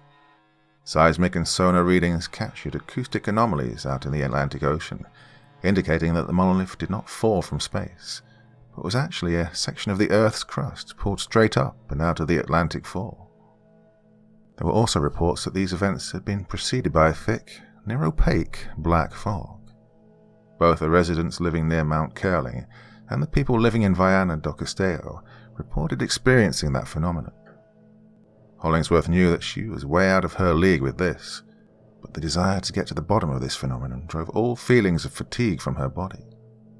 Sitting 2 rows in front of Commander Hollingsworth, Captain Allen sat alone in his own aisle, struggling to put his own after-action report together for his commanders. He hated writing reports, especially when they had to include details of losing good men. What he dreaded the most was writing the letters to the families. What could he possibly say to Lieutenant Fletcher's new wife, Kanuba's mother in Nigeria, Corporal Babu's daughter? There was no way that the Ministry of Defence could let them know the truth. He'd have to tell their families a bright and shining lie. The wounded Lance Corporal Mobley escorted his fallen comrades back to England 2 days later, leaving Captain Allen with Sergeant Hassan as his new senior NCO, as well as his medic Radcliffe and Lance Corporal Kelly in case there was trouble. His guts were in knots. Allen had worked with Delta on a few ops in Afghanistan. These new political circumstances, which might now put the SAS at odds with America's elite secret anti-terrorist unit, made him sick to his stomach. Captain Allen looked at his watch. 1 more hour before they landed. He exhaled, remembering he'd spent exactly 16 hours of his 2-week leave time with his family before 22 SAS called him back to duty. The bittersweet memory returned to the SAS officer of how he'd won a bet with his XO, Lieutenant Fletcher, who wagered him 20 quid that Squadron would recall Allen back to duty after only 2 days' leave. Maybe after all this was over, Squadron would let him be able to pick up his vacation where he'd left off. This was the 3rd year in a row where he'd missed little Chloe's birthday because the army called Daddy away. Across the aisle, and 2 seats behind Commander Hollingsworth, Lance Corporal Kelly was rudely awoken by a kick to the back of his seat. Removing his headphones, he leaned over the back of his thickly padded chair. "Can I help you, Sergeant?" "Yes, you can, Lance Corporal," said Sergeant Hassan. "You can turn that bloody mumble crap down. I can hear that shit from back here." "Sorry, Sergeant," said Kelly, turning off his phone. "Liz Uzivert helps me unwind." "Liz Uzi... who?" said Hassan. "Little talentless bitch, you mean? Get some rest, man. This isn't over by a long shot, lad, and you'll need all the energy you can get after we land." Ignoring the comment, Kelly smiled a toothy smile at Hassan. "So, Sergeant," he said, turning his head to look at the golden locks flowing down from the back of Commander Hollingsworth's head. Do you, think... No, I most certainly do not, Kelly, replied Hassan. We're both about the same age, and besides, protested Kelly. Besides, she's so far out of your league that it would be like comparing a blue whale to a fucking cucumber, replied Hassan. Now sit down and go to bloody sleep. Okay, Sergeant, replied Kelly, sinking back into his seat. She doesn't look like a cucumber to me, though. An hour later, Commander Hollingsworth was still staring at her laptop, deep in thought and with a growing feeling of dread building up inside her. Care for a nice cup of tea, Mum? Commander Hollingsworth looked up, a surprised smile appearing on her face as she accepted the cup from the soldier. Oh, thank you. Corporal Kelly, isn't it? Last Corporal, actually, he said, smiling at the attractive officer who had remembered his name. If you, don't mind me saying so, I noticed that you haven't rested any since we got back from Mount Curling. Did they not allow you to sleep in Whitehall? Well, I could say the same about you and your mates, Lance Corporal, said the commander, sipping the Earl Grey tea. Yeah, well, that's actually a part of our training, said Kelly. I don't mean to sound forward, Ma'am, but you look bothered by something. May I ask why? Commander Hollingsworth was used to officers her age attempting to flirt with her, but they were usually at least her rank or higher. Were all SAS members so straightforward and confident?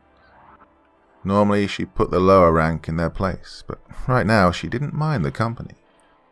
Motioning Kelly to take the seat beside her, she turned her laptop and said, Look at this. I've plotted the 2 points of where we believe the sonic anomalies occurred. They're roughly 250 miles apart here in the Atlantic. Just on a hunch, I've plotted where the next occurrence should happen. If I'm correct, the next phenomenon should happen right about here, 250 miles northeast of where that rock was pulled out of the Atlantic. She marked the spot with a red X in the southern waters between Ireland and England. Said Kelly, unsure as how to reply. That's, worrisome. Yes, agreed Commander Hollingsworth, and all the more so since we'll be flying very close to that location right before we land. Really?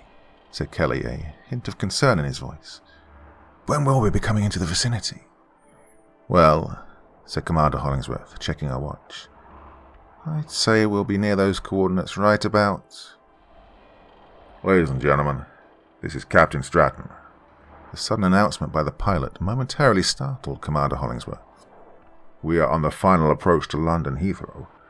We should be on the ground in approximately... What the bloody hell? As the transport banked to the right, Commander Hollingsworth looked out of the window and whispered, Oh, Lord. Unable to see over Commander Hollingsworth, Kelly ran to the empty seat in front of her, pressing his face to the small window. In the seat in front of him, a grim-faced Captain Allen also had his forehead pressed against the window. The sun hadn't yet crested the horizon, and the skies were just turning to a lighter shade of purple. They could see a thick layer of clouds below the aircraft, the silhouette of the Typhoon fighter still flying escort a half-mile off the left wing. However, 3 miles in the distance to the northwest, a blindingly bright dot stood stationary in the sky at an altitude of 10,000 feet higher than the jet fighter. A roiling mass of dark clouds circulated underneath the glowing object, which seemed to reach down and disappear in the cloud layer thousands of feet below. The cloud-like projection, almost opaque in its blackness, kept a very defined thin conical shape with the point originating from the bright object and stretching down through the blanket of clouds and presumably to the sea. But strangely there was no whirling effect, as if the clouds had remained untouched by the phenomenon. Radcliffe, Kerry, grunted Sergeant Hassan, who was looking out the window in the rear of the plane. Make yourselves useful and get a vid of that thing. Commander Hollingsworth was so entranced and bewildered by the sight that she had forgotten to pull out her own camera phone. Doing some quick estimations, she calculated that at the point which the cone of black fog touched the ocean, it would be roughly half a mile in diameter. Hands trembling, she finally produced her phone and pointed it out the window, her phone seemingly taking forever to get to the app as it fought against her to pull up the record video function. When it finally came up, the object was at the far left of the window, the plane's pilot taking evasive maneuvers to avoid the ominous phenomenon. No, said Hollingsworth. We have to turn into it. I have to get a better... Something long and metallic suddenly emerged from where the black cone of fog penetrated the clouds below and soared at incredible speed in an upwards arc towards the transport, much like a surface-to-air missile. The Typhoon fighter jet pulled straight up and nimbly looped over, the pilot yelling a warning as the object sailed underneath and past his jet. The captain of the transport banked the aircraft sharply as the object flew past, Commander Hollingsworth clearly seeing the name Greenpeace Arctic Sunrise on the side of the green-painted ship, as it somersaulted 100 meters past the transport's left wing and disappeared. Scrambling over to the other side of the aircraft, Hollingsworth and the rest of the SAS soldiers watched in horror as the doomed ship tumbled end over end towards the coast of southern England. "Oh, it's going to hit land," grunted Captain Allen. "Where?" asked Hollingsworth. Captain Allen saw the ship tumbling away towards a bay 10,000 feet below. "If I'm not mistaken, I'd say Barnstaple," he replied, recognizing the familiar shape and terrain features of the beaches which he liked to take Barbara and his daughter Chloe for surfing holidays on those rare occasions he could get away from his responsibilities. The transport was in a steep right-hand turn, and Hollingsworth had to struggle to make her way towards the front of the transport. She made it to the cockpit door just as the pilot leveled off the wings. "Captain Stratton," she yelled, banging on the door. "This is Commander Melissa Hollingsworth, British Naval Intelligence from Whitehall. I need you to deviate course. We need to land at the nearest airport to Barnstaple at once." 4 hours later, Commander Hollingsworth and her SAS escort were standing on the beaches of the Croyd sand dunes about 8 miles east of Barnstaple. Having previously used a SATCOM phone to contact Whitehall, Hollingsworth briefed Admiral Radabar about what she'd witnessed over the Atlantic, sending Fleet Headquarters the video she and the others had been able to record on their phones as part of her report, as well as her decision to divert from London to Exeter, the closest airport to Barnstaple. Admiral Radabar, for his part, concurred with her decision, citing an unpleasant disturbance which was occurring at London Heathrow at that very moment. A military escort awaited them when they landed at Exeter, and they were quickly whisked away. Barnstaple was roughly 50 miles away from Exeter Airport, as the 2 Army Panther armoured trucks raced westwards across the countryside towards the coast. Additionally, local law enforcement had been called to cordon off the beach until authorised officials from the Ministry of Defence arrived. Hollingsworth maintained constant communication with Admiral Radabar, who informed her that the disturbance at Heathrow involved the detaining of 6 sturdy-looking men with American passports by MI6 and who were now being interrogated as suspected covert Delta Force operatives. Radabar cautioned Hollingsworth to get the mysterious sound recording back to London as soon as possible, but to use the most circuitous route necessary to avoid detection. Captain Allen was also on the radio with 22 SAS back at Stirling Lines, informing them of the change in the situation and that his team was currently escorting Commander Hollingsworth and the sound recording to Barnstaple. When the 22 commander inquired if Captain Allen needed backup to meet them there, Allen replied in the negative, stating that the Americans were probably tracking all SAS movements from Stirling Lines, but to have the QRF, Quick Reaction Force, ready to move if the situation deteriorated. Captain Allen had asked Admiral Radabar if he could see the mugshots of the Americans detained at Heathrow, his heart dropping when he recognized one of them as Colonel Scheller, the Delta team leader that he'd worked with in Afghanistan. Scheller was a former United States Marine Lieutenant Colonel before he joined the Delta Force, and Captain Allen knew him as one of the best in the world at infiltrating into foreign countries unnoticed. Captain Allen knew that Scheller would never have allowed himself and his team to be intercepted at Heathrow unless Scheller wanted to be intercepted. A small spark of hope flamed in Captain Allen's heart. At least a few American military operatives weren't joining their president in selling out to the communists. The Greenpeace ship Arctic Sunrise was in the North Atlantic to protest and disrupt the annual NATO Joint Forces naval exercises, However, she was forced to return to port in Amsterdam when the naval exercises were cancelled due to the Americans pulling out at the behest of the Chinese. The Arctic Sunrise's last reported position was roughly 250 miles northeast of the location where the 80-story trunk of the Atlantic sea floor was pulled out of the ocean and dropped on Portugal. As with the HMS Northumberland, the Greenpeace Arctic Sunrise was a smashed and crumpled wreck, laying almost inverted on the sandy beaches of the Croyd sand dunes. It was crushed almost flat after its fall from thousands of feet. Captain Allen and his men stood next to the Panther-armoured vehicles, staring at the wrecked ship while Commander Hollingsworth tapped frantically on her laptop on the hood of one of the vehicles. "The time between each of these sound anomalies is halved between each occurrence," observed Captain Allen. 10 days, 5 days, 2.5 days, almost as if something was steadily getting closer and closer to Earth. Assuming that timeline is correct, we can expect the next sound anomaly to occur within the next 24 hours, maybe sooner. Can we get an estimate of where it might occur, Commander?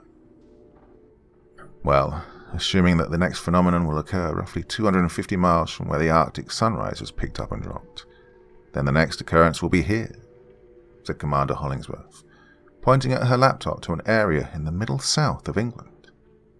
"Where exactly is that?" asked Captain Allen. "Wiltshire," replied Hollingsworth. "Here, let me see if I can get a more precise grid coordinate."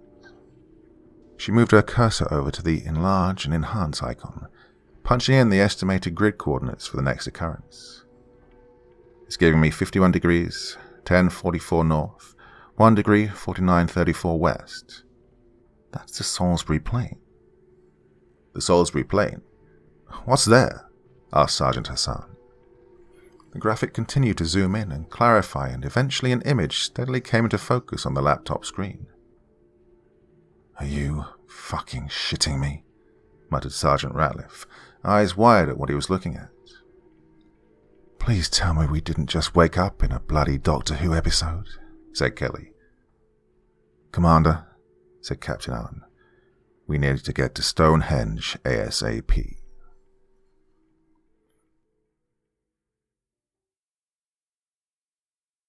Part 4. 1400 hours. The Salisbury Plains. At this point, it would have been pointless for the British government to try and hide its military movements with regards to what was being called the sonic anomaly in top-secret government and military communiques. Commander Hollingsworth had been working on reversing the mysterious sound recording, in effect trying to play it backwards in an attempt to create a counteractive sound which might disrupt or reverse the sonic anomaly. On the Salisbury Plains, 6 military trucks mounting the new LRAD or long-range acoustic devices were positioned to face the iconic Stonehenge monument. These were specifically designed trucks modified to mount the high decibel-producing systems used for military psychological operations. The emitter cables were connected together and led to Commander Hollingworth's black metal box, which was positioned in one of the Panther trucks and contained the only known recordings of the sound phenomenon. She was successfully able to reverse the recording. There was no time to properly test to ascertain if it would work as it should if the sonic anomaly phenomenon indeed happened here. Each of the LRAD speakers could generate over 150 decibels, the entire setup being called a sonic disrupting amplifier, and necessitating the personnel within the cone of sound to have to wear 2 layers of hearing protection or else lose consciousness once the system was activated. Captain Allen's men were still with Hollingsworth, but had now been reinforced with 2 companies of British Army infantry, 4 Challenger tanks, and a pair of Typhoon fighters orbiting overhead, along with a plethora of government scientists mixed in for good measure. "I'm definitely getting an Invaders from Mars vibe here, sir," said Sergeant Hassan. "You're not the only one, Sergeant," answered Captain Allen, also staring up into the grey, cloudy afternoon sky, his eyes following the pair of fighter jets as they made lazy circles overhead. He looked down at his watch. "Oh, the Martians are late."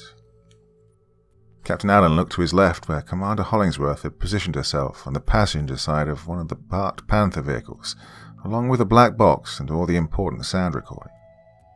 Although she was surrounded by other military officers and scientists, Lance Corporal Kelly and Sergeant Ratliff were not far from her side as the team still had the mission of safeguarding her and the sound recording. The 6 Army PSYOP vehicles were stationed at equal intervals around Stonehenge, their acoustic projection systems directed at a point just above the colossal stone monument. Together with the tanks and infantry soldiers, they formed a relatively thin half-mile perimeter around Stonehenge. Each person involved in the operation was issued triple-flange earplugs and the highest-rated noise-dampening earmuffs that were available, but whether or not these were to be effective if the mysterious sonic phenomenon happened was anybody's guess. Though the fatally loud noise could not be heard within the periphery of the black fog, it was not heard outside of it, meaning that for some odd reason the noise only existed within the black fog. Commander Hollingsworth would be the one to activate the sonic disrupting amplifier if and when the phenomenon occurred again, the hope being that she would be outside of the fog's cone of influence to not be affected by the noise. Everything, however, hinged on whether or not this was the right location and right time for the next occurrence to happen. "Why are we doing this, sir?" said Sergeant Hassan. "I mean, what are we hoping to accomplish with this?" "Well," replied Captain Allen, "we know that there is some type of intelligence behind this. We all saw that bright light when we were on the transport flying in. We also know that the phenomenon was directly responsible for killing nearly 800 people, whether accidentally or on purpose. I reckon that by showing whoever is behind this that we have the ability to counter their sonic anomaly, they'll think twice about using it again." He looked down at his watch. "They're late," he thought. "Did we miscalculate? Did we get the time and place wrong?" "Sir," said Sergeant Hassan. Captain Allen looked in the direction of where Sergeant Hassan was staring. In the hazy distance, a black cone of fog was shooting down from a grey, cloudy sky, atop which was a point of bright light. The pencil-thin black cone was some distance farther than when Captain Allen had first seen it on the plane, perhaps by as much as 15 to 20 miles, and to be seen from Stonehenge, the unidentified object projecting the black cone of fog had to have been some distance up in the sky. A wave of surprised and shocked gasps came from the assembled personnel. "Damn," cursed Captain Allen. "We miscalculated the location."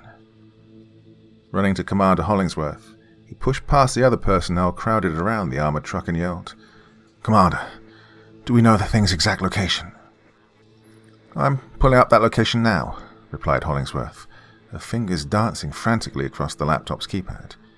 "Here, West Woods in Marlborough Downs. That's where the anomaly is taking place." "Oh, damn it," thought Captain Allen, knowing that it would be impossible to pick up and move all of these assets 15 miles away to Westwoods and then place them all back into position before the sonic anomaly had vanished. The 2 RAF Typhoon fighters banked hard and soared towards the bright light from which the fog was emanating. The radio inside the Panther tuned in to the air-ground tactical net. Hollingsworth Allen and the others gathered around the truck, straining to hear what the flight leader was saying. "Approaching the target now, 7 miles closer," reported the pilot. "The object is at 27,000 feet, around 100 meters in diameter. It's metallic, looks to be changing in color from bronze to silver and back again." The 2 fighter jets were flying in a tight orbit below the object, steadily gaining altitude as they made another loop around the glowing craft. "The cone of fog is about a quarter mile in diameter at its base," continued the flight leader, its words mixing with his heavy breathing as he maintained his tight turning maneuver. "The thing looks to be penetrating the ground below. It's pulling out something from the ground. It looks to be stones. The craft is pulling up huge rectangular blocks of stones." "Of course," exclaimed Commander Hollingsworth. "The massive stone blocks used to construct Stonehenge came from West Woods. That's how they were transported here to this spot." "Shit," exclaimed the flight leader suddenly. "I've lost nav and flight controls." The pair of fighters had closed to within a mile of the object, the wingman suddenly going from a tight turn into a flat spin as all flight controls became unresponsive. "Eject! Eject! Eject!" yelled the flight leader as the canopy of his wingman's jet flew open, the wingman being rocketed violently away from his uncontrollable jet. The flight leader's own aircraft had not yet gone into a spin as the pilot fought valiantly to get his fighter under control. Straining with all his might, he pulled on the stick in an effort to reverse course away from the object as warning alarms and red lights lit up the cockpit. Feeling that his Typhoon was about to go into an uncontrolled spin, the flight control system suddenly kicked in again, and the pilot pointed the nose of his fighter straight up. The nimble fighter looped up and over the glowing craft, and the pilot looked down over his shoulder, searching for his wingman and relieved to see that his chute had successfully deployed and that his wingman was now drifting down and away from the object. Now in control of his fighter again, the flight leader banked away, putting some distance between himself and the object before reversing course again, lining the object up for a missile shot. "I've got tone for an arse-ram shot," declared the pilot. Negative, do not engage," warned Commander Hollingsworth into the radio, reckoning that if the fighters lost flight control after coming within 1 mile of the object, then the missile would lose its guidance system once it got that close. "Keep eyes on the target but, when you have to engage, go with a 27mm cannon." "Roger," confirmed the pilot, pulling away and abandoning his attack run. "That was a good call, Commander," agreed Captain Allen as he watched the fighter begin a wider orbit around the craft. "The target has about a dozen of those monolithic stones suspended underneath it. Probably more," announced the pilot. It's beginning to move. It's headed east towards your location." "Roger," replied Hollingsworth. "Remain on station and be ready to engage when called." "Roger," confirmed the pilot as the unidentified glowing craft sailed silently across the sky, the thick black fog no longer touching the ground anymore, but reaching down just far enough to keep the massive 25-ton monolith suspended in a triangular formation 6,000 feet above the ground, while steadily closing the distance to the Salisbury Plain. Within moments, the object had descended to 2,000 feet and was only 1 mile from Stonehenge, the gigantic monoliths now suspended just 500 feet above the earth. As it approached the thin perimeter established by the military around the monument, the personnel and vehicles which the object would pass over scattered, fearful of being caught up in the cone of the fatal audio anomaly. Fortunately, however, this fear turned out to be unfounded, as Commander Hollingworth had been again correct in her assumption that the sound could only be heard from within the black cone of fog, although there was a definite sensation of static electricity in the air, and a vibrating sensation which rattled teeth and loose equipment like a tremor as the craft passed overhead, passing the thin military perimeter and stopping directly over the center of the Stonehenge monument. The dozen or so monolithic stones which it had lifted from the westwards, now only 100 feet above the ground. The assembled soldiers looked up in awe at the otherworldly spectacle, their team and squad leaders admonishing them to hold their fire, while the Challenger tanks traversed their turrets, their loaders ready to ram a 120mm round into the breach if the time came. Others looked nervously at Commander Hollingsworth, as she was the one who would activate the LRAD system should it become necessary. But what was necessary? What was the precedent to activate it? The object, or rather whomever controls the object, hadn't really initiated an overtly hostile act. It was quite possible that the Royal Navy destroyer, the Russian submarine, and the Greenpeace ship may have been a case of being at the wrong place at the wrong time. The deaths caused by the sonic anomalies could very well have been unintentional, and activating the LRAD system might be taken as a hostile act by the operators of that craft. By activating the LRAD system, she might inadvertently cause an interplanetary war. These thoughts raced through the young naval officer's mind, even as she gasped as the heavy monolithic stones shifted their positions in midair, as smoothly as dominoes being shuffled across a table. Up till now, the stones had been floating horizontally across the sky, but in an instant, 10 of the stones shifted into a vertical position and slammed down into the ground in a half-circle formation, completing the open area of the outer circle of Stonehenge. The ground shook as the stones were slammed home, causing many of the soldiers to lose their balance as the earth quaked. Yet no sooner had the 10 stones been positioned than the 5 remaining stones, still floating horizontally in the air, slammed straight down, balanced perfectly atop a pair of the stones which had been set down seconds earlier. After the dust and smoke had settled, however, the circle of Stonehenge was complete again after thousands of years, the glowing craft now resting atop the horizontal slabs like a monarch sitting atop a throne. "It was never an altar or some bloody celestial calendar," said Sergeant Ratliff, the usually unshakable medic's voice now filled with awe and wonder. "It was a landing platform." "What now, Sergeant?" said Lance Corporal Kelly. "We remain calm and professional," answered Sergeant Hassan. "Hey, Sergeant," yelled Captain Allen to a group of 3 soldiers standing next to a nearby Land Rover. "What are the radiation level readings?" The sergeant in charge of the nuclear, biological, chemical, radiological detection units was snapped out of his trance as the SAS commander yelled out his question. "What? Right, sir," the NBC sergeant said, taking the device from one of his soldiers and reading the results. "The levels are high, sir. Approaching unsafe levels. We may have to pull..." The black fog that enveloped them came on as instantaneously as the earth-shattering sound that hit with the force of a tidal wave, knocking everybody off their feet as the earth began to rumble and quake, rolling and heaving as if alive and angry. The eerie cosmic sound erupted from the craft, with a concussive force so extreme that it would have immediately incapacitated everyone the second it hit, had it not been for the double layer of hearing protection they were issued with. Still, those protective measures were taken in the event that they were operating near the cone of fog. It wasn't meant to be used while directly inside of the fog, and under such intense sonic force which, at this range, would become fatal in a matter of minutes unless they could get out from under the black fog. Captain Allen was on his knees, pressing his hands to his ears and wondering why the LRAD system hadn't been activated, as panicking soldiers collided with him in their confused efforts to crawl away from the source of the noise. Unknown to him, the near-opaque fog had risen so quickly that no one saw Commander Hollingsworth being tossed out of the bucking Panther truck before she could even activate the LRAD system. "Driver, reverse," yelled the commander of one of the Challenger tanks stationed at the perimeter, and the 60-ton heavily armored beast scrambled backwards as the sound continued to rumble and break underneath it. "Load sabot," he commanded. "Quickly, quickly, quickly!" The loader had lost his balance when the earth began quaking and when the tank suddenly rolled backwards, but he finally rammed the 120mm kinetic energy penetrator into the breach, breathlessly yelling, "Up!" once the breach slammed shut. "Gunner," yelled the commander.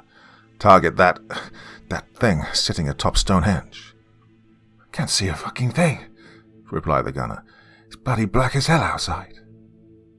By now, the tank had reversed almost 100 meters, and they still hadn't gotten out of the cone of darkness.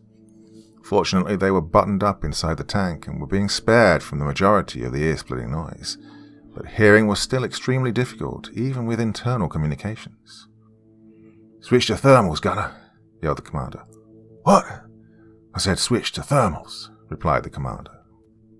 "I can't hear you," screamed the gunner. "I'm switching to thermals. Target identified." "What?" yelled the tank commander. "I said bollocks," yelled the gunner. "On the way." The tank heaved as the gun fired, sending what amounted to be a high-velocity, tank-melting dart directly into the side of the craft. Through the thermal imager, the gunner witnessed the object disappear behind a cloud of black smoke. Instantly, the brain-jarring noise that was pounding the area stopped, replaced by a reverberating sound, as if a gong had been struck. The earth quieted its heaving and churning. As soon as the noise ceased, Captain Allen half ran and half staggered to the truck where the black box was located. It was still almost pitch black, and the earth had been churned up, causing him to wonder if he'd somehow been turned around in all the confusion. His head was still pounding and his ears were ringing when he finally made it to the truck. It was laying on its side, having been toppled over by the initial sonic blast. There was no one around it, and no sign of Commander Hollingsworth. "We hit it!"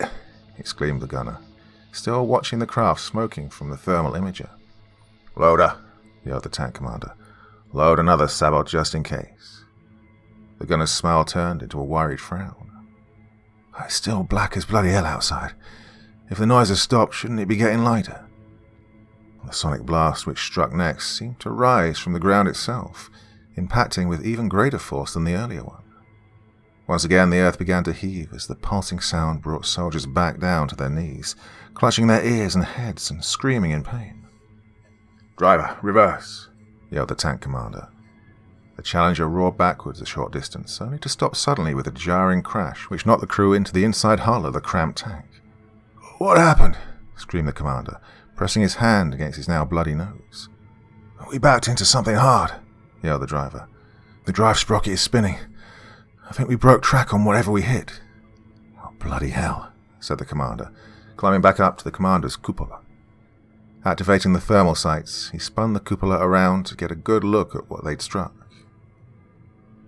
"Oh, my bloody hell," he whispered in shock and dread. There, illuminated in the thermal sight, was what they'd struck. Around the perimeter of Stonehenge was another ring of standing stone, only this one was close to a mile in diameter and stood 3 times as tall as Stonehenge, and steadily growing taller.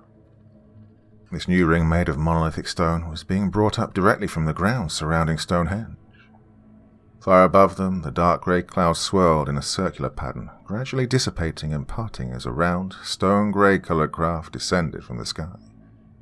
This one was massive, stretching 1 mile from end to end and easily dwarfing the expendable scout ship which had landed earlier.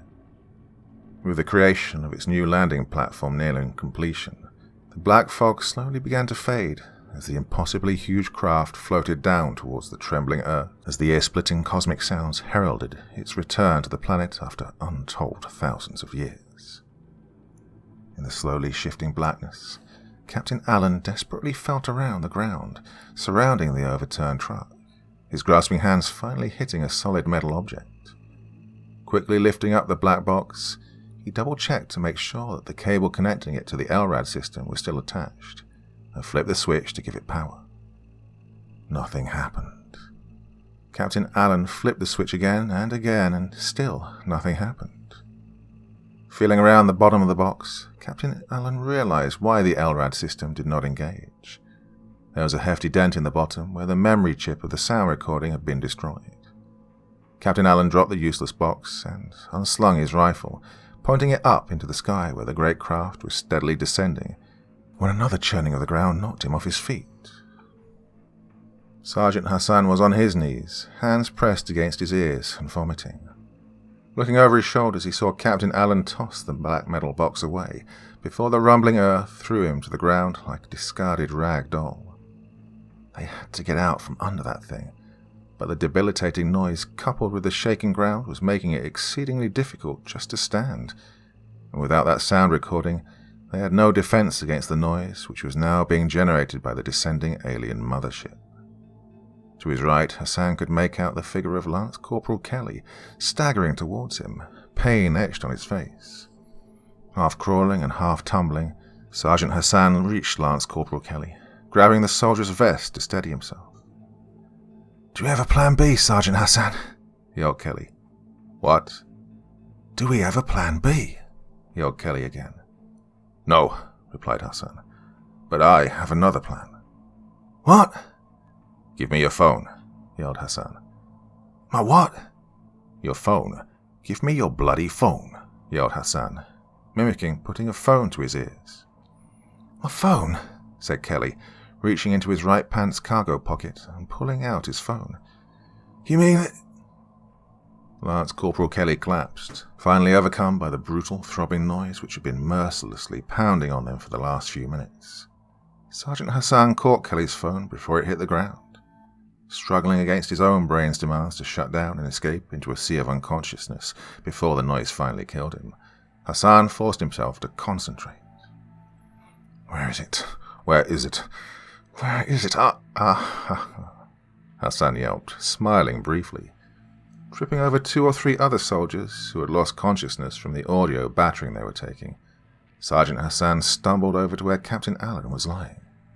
Ignoring Captain Allen, Sergeant Hassan reached over his prone body and, grabbing up the black metal box and snatching out the cord which connected it to the LRAD system, Hassan plugged it into Kelly's phone and tapped play. Immediately, the sound of Lance Corporal Kelly's mixtape blasted into the sky.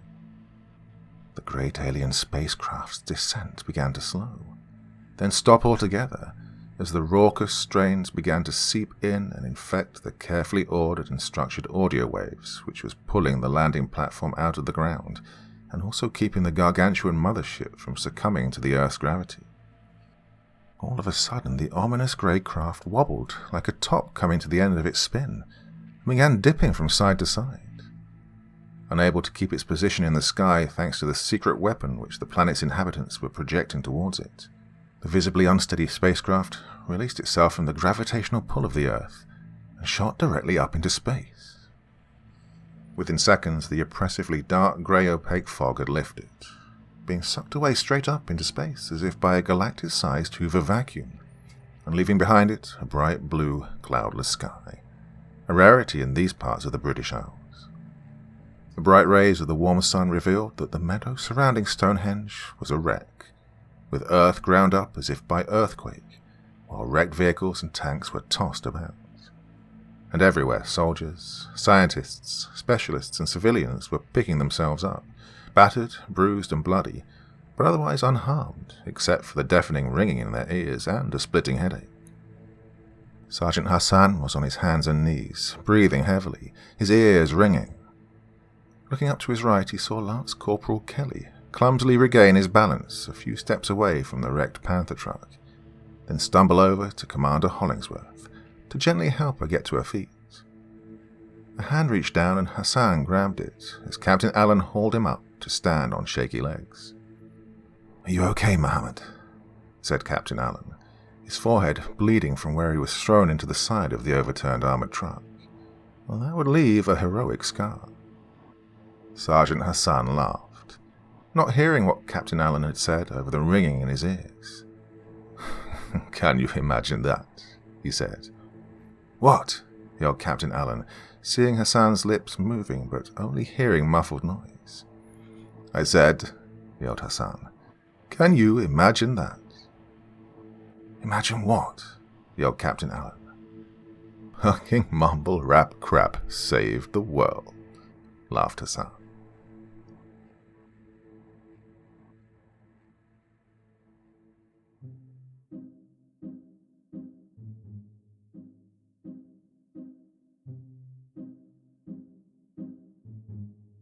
So yeah, those of you who tuned in on Wednesday, I bet you didn't see that coming, did you? Well, that kind of went all over the place, all around the world, into outer space and back again, all the way to Stonehenge. Well, what better for it to be than a landing site for an alien invasion, after all? So yeah, wonderful, wonderful story there from Taxi Dancer. As I said on Wednesday, I don't necessarily have to agree with the political views of certain characters in a story to enjoy the story itself, but it seems that not everybody agrees with me. Oh well, what you going to do? Loved that one. Thought it was great. Back again. What day is it today? It's Friday, isn't it already? Oh my god. Well, I'll be back again on Sunday with something for you in the lead up to Christmas. Well, my dear friends, that's enough for one evening. Back again soon. Till the next time, very, very sweet dreams, and bye-bye.